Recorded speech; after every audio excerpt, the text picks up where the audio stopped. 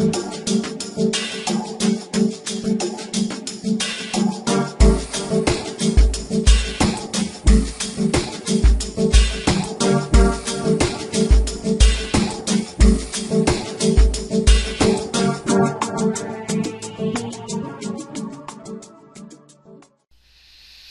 everyone, Dan Hussey here from ElliotWave It's October 8, 2015, and I wanted to bring a kind of a technical report on two markets, the dollar yen and gold. The reason for choosing these two markets is that there's a sometimes in trading, it's not about the trade you take, sometimes it's about the trade you don't.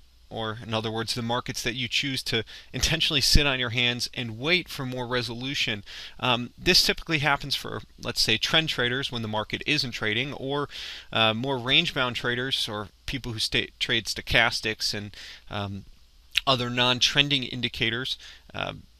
When the market is trending, you'll probably be sitting on the sidelines as well. And if you don't have anything in your trading plan that keeps you from entering markets that are otherwise adverse to your trading plan's success, I strongly advise everyone to do so. It's one of the best features that I as a trader have ever adapted into my philosophy and into my trading mechanisms.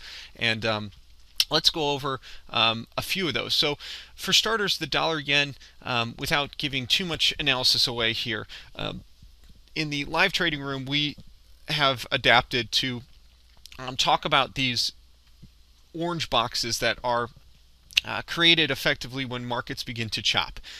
There's two of them, two prominent ones in the market right now, the dollar yen and gold. We'll go over both of those in just a minute. But the dollar yen, to begin with, is an instance where we actually have two sides holding inflection zones, in this case Fibonacci retracements, that are keeping the market from going either higher or lower at this time. The first is from the 25.85 highs to the 116-ish lows.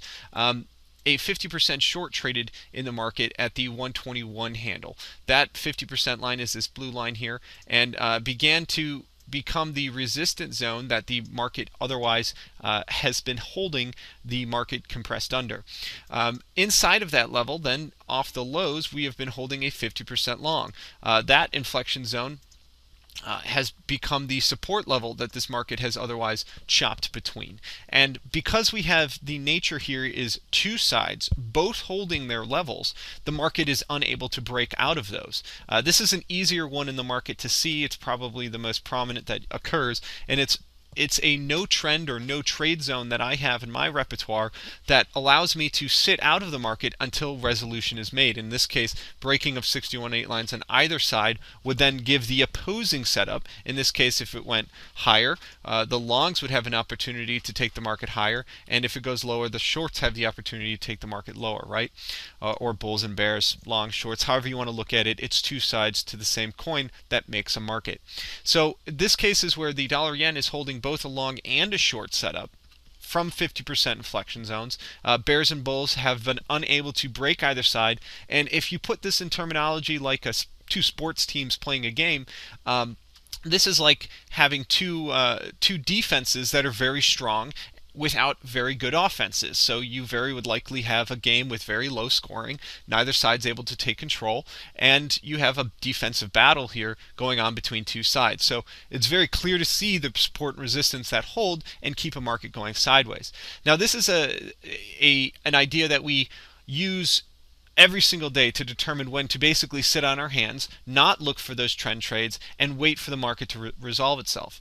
Now the other side of that type of methodology is what's going on in gold, which occurs when there is actually a double break in two sides. In this case, neither side is able to hold their 50% longs or shorts. They're not able to hold their inflection zones. It's a situation where you have two very strong offenses and no defense. And in this case, we have off the lows a 50% long that has failed its 61.8 line. In other words, the 50% level being the inflection zone we want to see defended if the market's going to trend higher, failed. The 61.8 line failed down here at the 111, at the 1,109 level, and then as the market rallied back up, a 50% short off the highs failed to hold as well, thus giving a double-sided break. And I have turned both of the fibs that have broken here pink, but they have ultimately resulted in the same effect that we saw in the dollar yen. Instead of the dollar yen holding both those and defending both the 50% lines, in this case,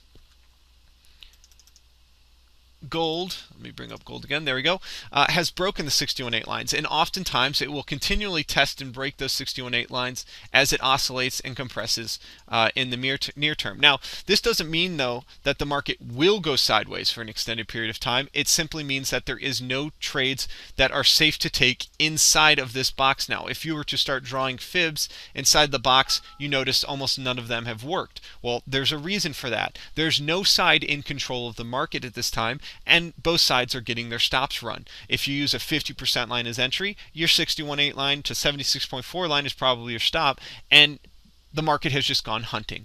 So this is a situation where neither side being in control has resulted in both sides breaking. And that chop fest that has occurred, in other words, this compression in price, was easily identifiable over a week ago, and actually in early September, or in mid to late September rather, we were able to identify a no trade zone in gold, which has kept us out of a choppy market for the better part of 2 weeks now. It's good to identify these levels early in order to understand that now nothing is going to become safe inside of that zone to trade, and we have a range-bound market. The same could be said for the dollar yen. We were able to identify the no trade zone all the way back in early September. So over a month now, we've been talking about this range in the dollar yen, and we're able to identify it a month ago, and we're able to sit out of all of this sideways chop in the meantime. Now, that is because we're sitting out because we're trend traders in the live trading room, and we're looking for those progressive legs that will take us up and above and below these levels. So we unfortunately need to wait for them to break. Now, if you are not a trend trader and like range-bound markets, this is the time for you to turn on your trading system and begin to trade, because you have situations now where you can easily identify levels that are holding market support and resistance, and otherwise are looking for the market to now continue in that range until it fails. So with that being said, we have two great examples here. The first, the dollar yen, of two sides being defending their levels, and in gold, both sides failing to protect their levels, and the resulting effect is a sideways choppy market in both cases. So with that being said, I'm Dan Hussey from ElliotWaveForcast.com. Be sure to check out the live trading room every day from 8 a.m. Eastern for an hour, where we go over all 25 instruments and that we normally cover, including indices, currencies, and commodities. Have a great day, everybody. We'll see you all in the room tomorrow, and as price action develops, take care.